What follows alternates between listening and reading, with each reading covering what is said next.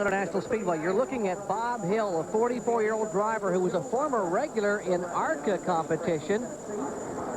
And now will substitute for Frank Kimmel because of this in qualifying on Thursday. Kimmel smacked the outside wall with the driver's side of the car, was unconscious in the car as the car came to a rest. Ambulance crews on the scene immediately to extricate the driver. That's the left side damage on the Advance Auto Chevrolet. And now he has made it back from the hospital, is okay physically, but had the concussion. Therefore, he will start the car. Talking about Frank Kimmel, the 1998 Arca Series champion, come up to full speed, so they will stay bunched up side by side as they entering turn 3. But where are you now in the speed curve? You're just at the very bottom. You've about shifted back in the fourth, about halfway down the backstretch, and it'll drop into about 5,900, 6,000 RPMs, and then it'll plug, and it'll take a whole nother lap for it to get up. Oh, we got some trouble. Looks like Bob Strait has spun on the backstretch, and there's damage to the front of the car, and so far, no caution flag. That's the summit forward for Bob Strait. You go high or low when you catch him, then you feel real confident that every time you catch him, he's going to do that. And it's just that type of deal. It's not so much an experience thing. Even though he's a young driver, Hunter's a young driver, it's not an experience thing as much as it is just inexperience with racing with these guys. Trouble, the one car on its side. Parnas is there. Spinning around is Mark Gibson. He gets tagged again. At least 5 cars are involved. Parnas down on the right side of your screen. The 42 car was running third. Gibson, his car. There's Andy Hillenberg in the Stan Hoover car. Inside the car, and he's bailing out of that thing. He gets out of Stan Hoover's Ford. Last year, Mike Chichetti. Oh, and they're still crashing. Bob Kelly just now is going toward a safety car. The truck fortunately got out of the way. You see what triggered this. Boy, Gibson up on his side. Back down on all 4. Look at Shane Dole's come. The yellow car on the inside is Shane. He's trying to spin through this deal. Meanwhile, Joe Ruttman goes in and hits the 59 car. Shane picks up some sheet metal. All the sponsors, you know, we really thought this was our race, and we're just sitting there riding and taking our time and waiting until somebody made a mistake. And I guess it's not meant. You need to be aggressive. And right now we've got a crash on the racetrack as Shane Yoder is in trouble. Shane Yoder, indeed, Ray, has looped it around and come into contact with the outside retaining wall. The Midway Island Ford having its trouble here.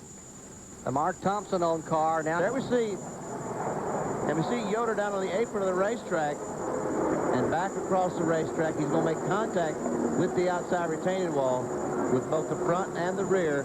But the damage really was done when he goes down and hits the apron right there. Just knocks the front end off the car and renders it uncompetitive. Half and a half, they've gained 3 positions. Shauna's done a really good job so far. They're just keeping the car out of trouble, putting it where it needed to be, not doing anything crazy, and just driving a good, clean race. It's been a while since she's been on a speedway, super speedway, and she's doing really well. There's John Kinder slow on the apron of the racetrack, a California driver out of Santa Ana. Oh, we got another crash going in turn 1. Got 2 cars involved, one high and one low. It's Cabin Council, the white car on the outside. Oh, Norm Benning is sliding on the inside, and boy, Kevin Counselor just got down before getting T-boned.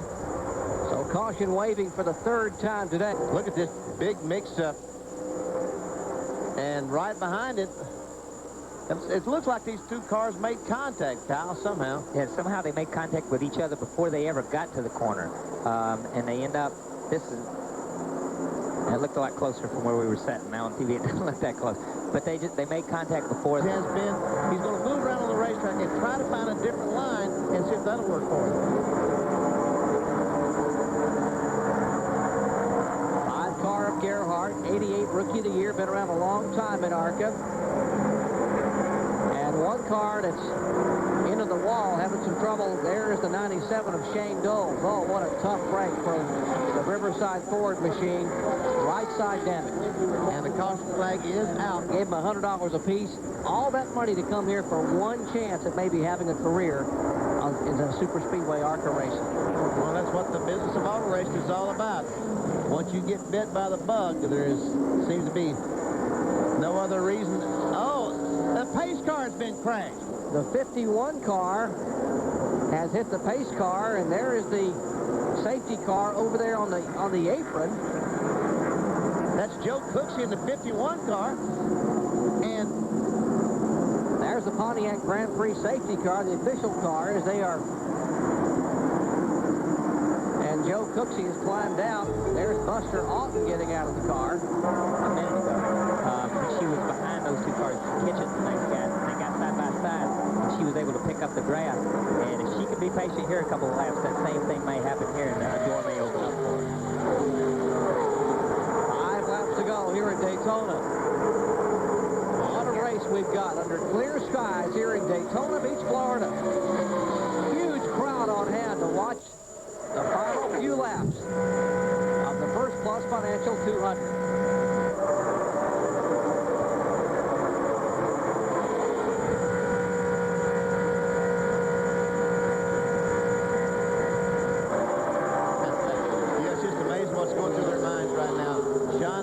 Bobby Hamilton Jr., Garrett Austin. Now, what can I do to win this race?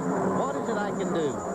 Is there anything I can do? Those are the thoughts that are going through their minds about 1,000 miles an hour right now. Now, here's Shauna's chance.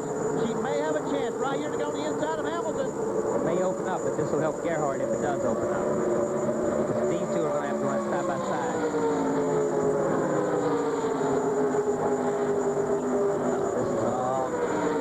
Barfield, who backed off a moment ago. There's her crew watching in the pits. The Phoenix Racing, Bob Evans' crew cheering Shauna on. 3 laps to go this time by. But she did clear him. That's the bad news. They're still side by side. Now in the tri-oval, she hugs the line. She is driving the wheels off this thing right now. And Gerhardt, by moving around, is not really helping either one of them. He helps one of them for 10 or 15 feet of the racetrack and then helps the other one. So he's doing pretty good. She's going to clear him right here. All right, she now has taken second spot. She is 2.5 laps away from the checkered flag. Can she get by Bobby Gerhardt?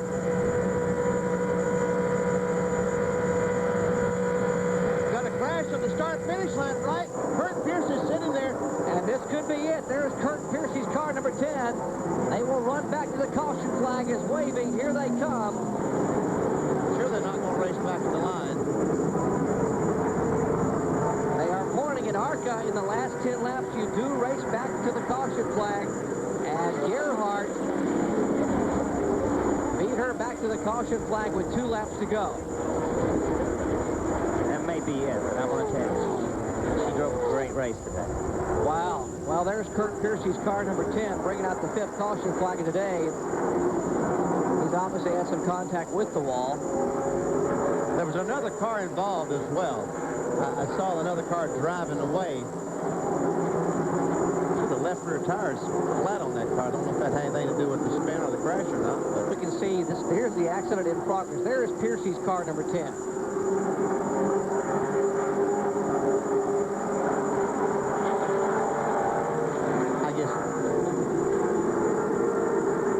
That just went by Piercy is the car that I thought was pulling away. That was not the case. He was just avoiding Pierce's car. And Shauna Robinson had a great run going, and those final 2 laps were going to be something. That was, and there is Jeff Clark, who is Shauna's husband. He's an engine builder for Robert Yates Racing, and the father of their 2 children, and he has to be awfully proud of her, Bill. Well, Bill, down at this end, I'm talking to Billy Gerhardt, and he just told the crew. I got to tell you, Bobby and I learned how to race a long time ago with my dad. My dad was the best racer. He taught us. This one's for him. I'll tell you what, to make all those changes and to hang in there and do it, that's an incredible gamble, and you guys did it. Congratulations. Thank you very much. 40-year-old Bobby Gerhardt takes the checkers here in the First Plus Financial 200, and there's a very happy crew chief. Billy, his brother, older by 2 years. Bobby Gerhardt has been trying since 1988 when he won the Rookie of the Year honors to win an Arca. His best finish prior to the day, second at Hagerstown, Pennsylvania, back in 1991 on dirt. He's finished 3rd at Talladega 3 times. And Bobby Gerhardt has waited a long time for this one. And this victory lane celebration is going to be one you want to see. We'll come back and talk to the winner of the First Plus Financial 200 in just a moment.